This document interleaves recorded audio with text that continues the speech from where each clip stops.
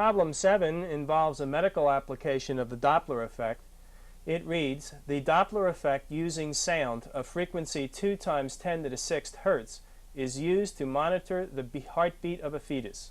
A maximum beat frequency of 500 hertz is heard when the frequency of the source is compared to the frequency of the sound reflected from the beating heart.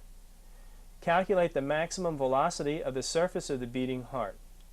The velocity of sound in tissue is 1,540 meters per second. Let's take a look at that heart.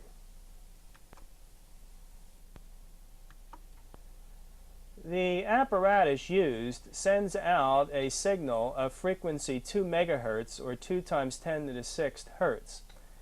The sound goes and bounces off of the beating heart.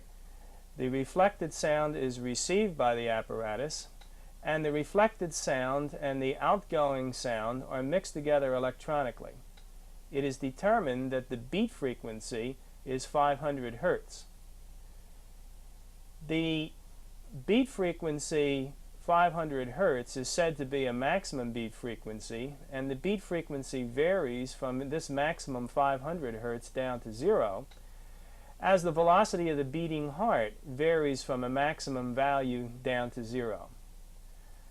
The velocity of sound in tissue is given as 1,540 meters per second. With that information, you are to determine the maximum velocity of the beating heart. Try to solve this problem now before watching its solution.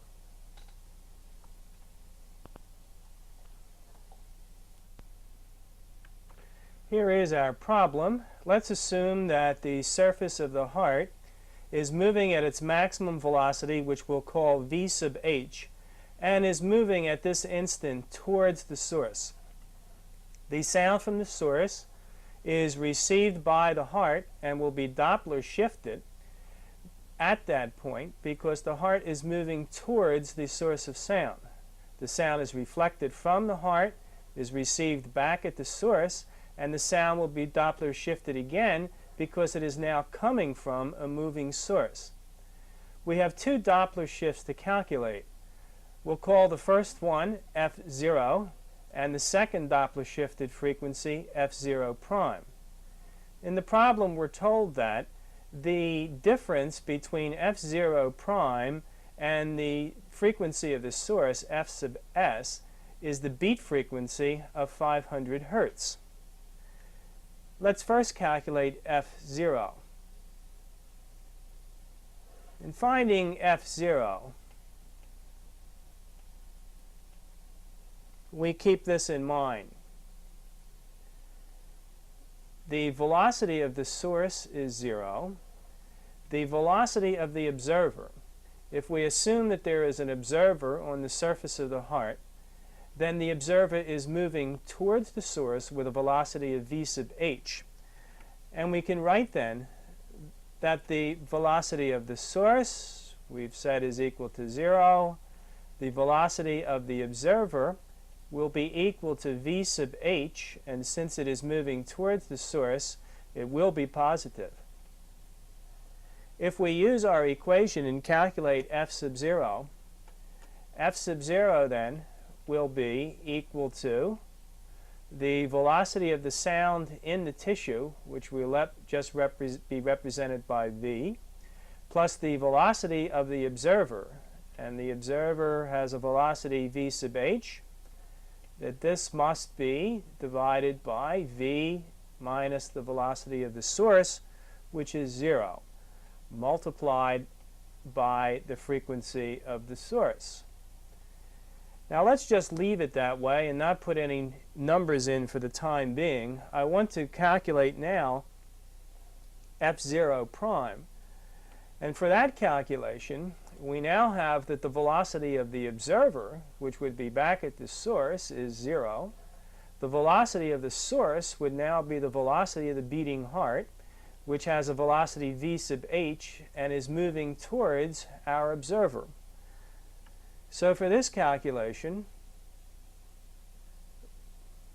we can write the following. For f0 prime, we claim that the velocity of the observer is now 0. The velocity of the source is equal to the velocity of the heart, and since it's moving towards the observer, again, it is positive. Using our general equation again and applying it here, we have that f0 prime is equal to v plus the velocity of the observer, which happens to be 0, divided by v minus the velocity of the source, v sub h. We multiply this now by the frequency of the source. Now our source is now the beating heart, and the frequency of that source will be just the f0 that we have just calculated. So for the frequency of the source in our second case here, we simply put in the f0 that we have calculated. And I can plug in the value for f0 and write that this is then v over v minus v sub h times f0, which is all of this, times v plus v sub h divided by v times the frequency of the source. We see that the two v's here will cancel one another out, so that I can write that f0 prime is equal to v plus v sub h divided by v minus v sub h multiplied by the frequency of the source. Now, in our problem, we have that the 500 hertz for the beat frequency is equal to f0 prime minus f sub s. This is going to be equal to f0 prime, which we've just calculated here, v plus v sub h over v minus v sub h multiplied by the frequency of the source, and then minus the frequency of the source. We can write that as being equal to v plus v sub h over v minus v sub h minus 1, all multiplied by the frequency of the source. Now I want to find a common denominator for what I have in the brackets, and I would have that the common denominator is v minus v sub h, and then I would have v plus v sub h, and then minus v minus v sub h, all multiplied by f sub, that's an s, not a 2, f sub s. And if I carry out this, I have the v's cancel, and I get 2 v sub h divided by v minus v sub h, that this is equal to 500 hertz. Now in the denominator here we have v, which is the velocity of sound in the tissue, a large number, 1,540 meters per second, minus the velocity of the beating heart.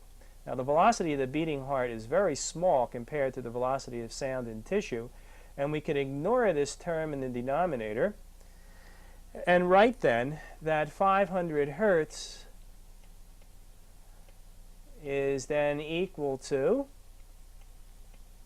2 times the velocity of the heart divided by v multiplied by the frequency of the source.